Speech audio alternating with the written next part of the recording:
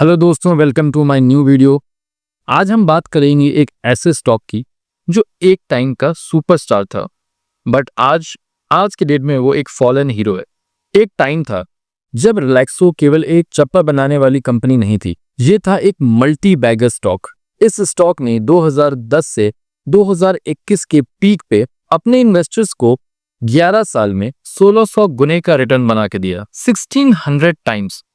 ये one of the best multibagger बना। एक ऐसी कंपनी जो स्लोली ग्रो हो रही थी, ना फ्लैशी मार्केटिंग, ना ज्यादा शोर शराबा, बस स्ट्रॉन्ग सेल्स, बढ़ते प्रॉफिट और मिड इनकम सेगमेंट के लोगों के लिए एक भरोसेमंद ब्रांड। एक टाइम था जब लोग कहते थे कि अगर आपके पोर्टफोलियो में रिलैक्सो जैसा स्टॉक है तो आपको डरने की ज्यादा जरूरत नहीं है। लेकिन पिछले 4-5 साल से पिक्चर एकदम चेंज हो चुकी है। जो कभी एक सुपरस्टार स्टॉक था, आज उसे लोग एक फॉलन मल्टी बैगर कहते हैं। अब सवाल यह है कि क्या रिलैक्सो का गोल्डन एरा खत्म हो चुका है या फिर ये अभी भी एक कमबैक की कहानी बन सकती है। सो ग्रैब योर सीट्स, क्योंकि ये एक ऐसा stock once on a ticket में आता है और ये कहानी है उसके राइज एंड फॉल की। Welcome to the deep dive of Relaxo footwears. अगर हम रिलैक्सो के बिजनेस मॉडल की बात करें तो ये कोई बहुत कॉम्प्लेक्स बिजनेस मॉडल नहीं है। रिलैक्सो डिफरेंट फुटवेयर्स बनाती है, जैसे कि हवाई chappal, fashionable chappal, sandals, shoes, sports shoes. Tier 2 and tier 3 cities में इनका एक अच्छा ब्रांड वैल्यू है।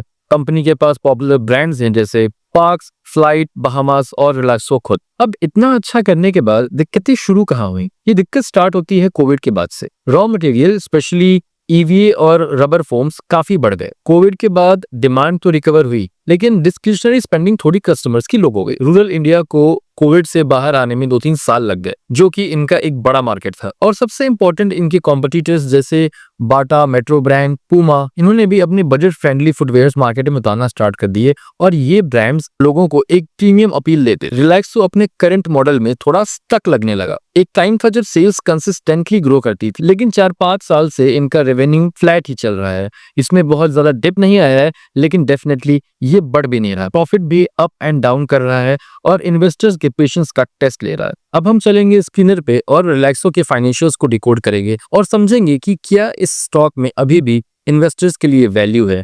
जिन लोगों ने इस स्टॉक को अपने पोर्टफोलियो में बहुत टाइम से रखा हुआ है और वो इन्वेस्टर्स जो इस स्टॉक को अभी परचेज करना चाह रहे हैं, दोनों के लिए ही यहाँ पे क्या वैल्यू प्रोपोजिशंस ऑफर होते हैं। तो हम चलते हैं स्क्रीनर पे रिलैक्सो फुटवेयर्स पे। इसका करंट प्राइस जो कि 508 का है, अगर हम स्टॉक का बीई देखें तो 74.3 का है। और अब हम चलेंगे इसके क्वार्टर्स पे, और अगर हम इसके पिछले 12 महीने के क्वार्टर्स को देखें तो ये आपको बढ़ता हुआ नहीं दिखेगा।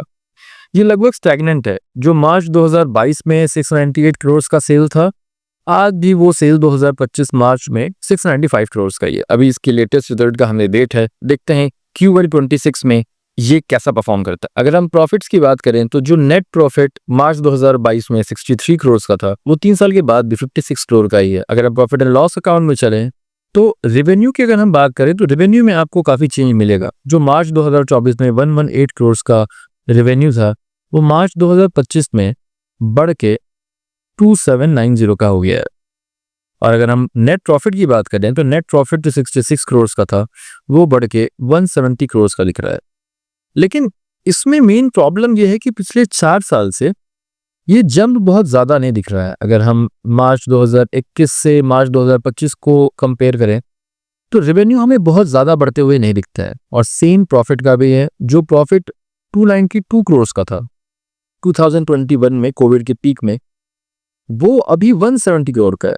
तो अगर हम ओवरऑल चीजें देखें तो ये स्टॉक स्टैग्नेंट लगता है। ऐसा नहीं है कि कोई बहुत मेजर फॉल आ गया है प्रॉफिट, ये कंपनी प्रॉफिटेबल नहीं है। प्रॉफिटेबल ही अभी भी है, लेकिन ये प्रॉफिट्स एंड रेवेन्यूज दोनों ही स्टक हैं अपनी जगह पे। अगर हम इनकी बैलेंस शीट को देखें तो बैलेंस शीट में हमें कुछ पॉजिटिव्स दिखते हैं। जो कि सबसे पहला पॉजिटिव है कि इनके पास जो रिजर्व है वो इस टाइम का हाईएस्ट रिजर्व है, जो कि 2073 करोड़ का है। तो इनकी बोरोइंग जो है कुछ खास नहीं है इनके रिजर्व के हिसाब से। इनका रिजर्व जो है बोरोइंग्स का 10 गुना है, तो ये डेट में भी कंपनी नहीं है। उसके बाद एक और पॉजिटिव चीज जो दिखती है वो दिखती है इसके प्रमोटर्स के शेयर होल्डिंग्स। ये इस स्टॉक ने डेफिनेटली 5 साल से अच्छा परफॉर्म नहीं किया है, बट अगर हम इनके प्रमोटर्स का भरोसा देखें, ये जून 2023 से कंटिन्यूअस जून 2025 इन्होंने अपने शेयर्स को बेचा नहीं है। तो प्रमोटर्स का भरोसा भी इस कंपनी पे दिखता है। अब प्रमोटर्स वो लोग हैं जो कंपनी के डिसीजन मेकिंग में डायरेक्टली इन्वॉल्व होते हैं। तो अगर उन्होंने अपने पैसा नहीं कर निकाला है तो काफी बड़ा भरोसा अभी भी वो अपने स्टॉक पे दिखा रहा है। अब हम चलते हैं एक बार इसके टेक्निकल्स पे और देखते हैं कि अगर चीजें बदलती हैं, अगर एक टेलविंड आती है इस सेक्टर में और स्पेसिफिकली इस स्टॉक में, तो हम क्या एक्सपेक्ट कर सकते हैं इस पर्टिकुलर स्टॉक से। ये इसका हाई था नवंबर 2021 में, इसने अपना हाई बनाया था जो कि लगभग 1450 के करीब का था। अब वहां से ये कितना परसेंट डाउन है, ये ऑलमोस्ट 65% यानी टू थर्ड वैल्यू ये इरोड कर चुका है। तो अगर यहां से ये अपने टॉप पे जाता है तो आप कितना परसेंट रिटर्न एक्सपेक्ट कर सकते हो। तो अगर ये अपने करंट प्राइस से अपनी पीक पे जाता है तो चीज़ें ठीक रहती हैं, तो ऑलमोस्ट ये 182% का रिटर्न आपको देता है।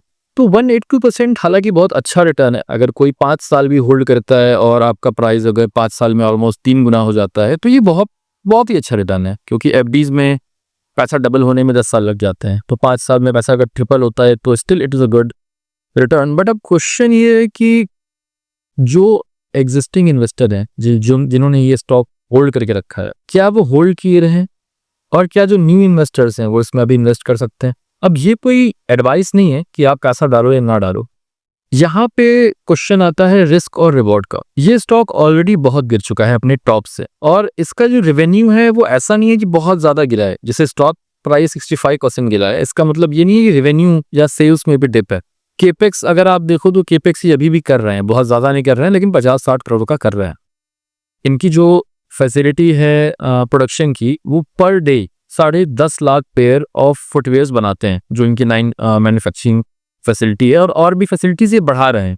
तो अगर ये 5-6 पॉजिटिव फैक्टर्स देखें, जैसे कि सेल्स का बहुत ज्यादा डाउन ना होना, उनके जो प्रमोटर्स हैं उनका स्टॉक पे भरोसा होना, इसीलिए उन्होंने अपना स्टेक बेचा नहीं है, केपेक्स ये कर रहे हैं, मैन्युफैक्चरिंग प्लांट्स बढ़ा रहे हैं, रूरल सेगमेंट में देखें तो हम थोड़ी रिकवरी भी आती हुई दिख रही है, मॉनसून भी इस टाइम अच्छा है। तो अगर एक अच्छा क्वार्टर आता है, एक बढ़िया क्वार्टर आता है जिसमें कि सेल्स ऑल टाइम हाई होती है, अगर प्रॉफिट ऑल टाइम हाई नहीं है फिर भी अगर सिर्फ सेल्स भी ऑल टाइम हाई होती है तो ये एक अच्छा ट्रिगर होगा इस स्टॉक को कंसिडर करने का। अब जो लोग इसमें ऑलरेडी इन्होंने पैसा फंसाया हुआ है, तो मैं पर्सनली कभी लॉस में स्टॉक बुक करने की सलाह नहीं देता हूं। तो ये स्टॉक ऐसा नहीं है कि ये लॉस मेकिंग है, कंटिन्यूअसली लॉस दे रहा है, प्रॉफिटेबल है, अप डाउन चल रहा है प्रॉफिट। तो मेरा सजेशन ये होगा कि आप इसके का जो नेक्स्ट रिजल्ट आएगा, क्वार्टर आएगा, उससे हमें देखना पड़ेगा कि वो कैसा बिहेव करता है। तो जो लोग सोच रहे हैं अभी इसमें इन्वेस्ट करने की, अगर आप रिस्क रिवॉर्ड अच्छा आपको ये लगता है, ठीक है, अगर आप छोटे पैसे के साथ, एक छोटे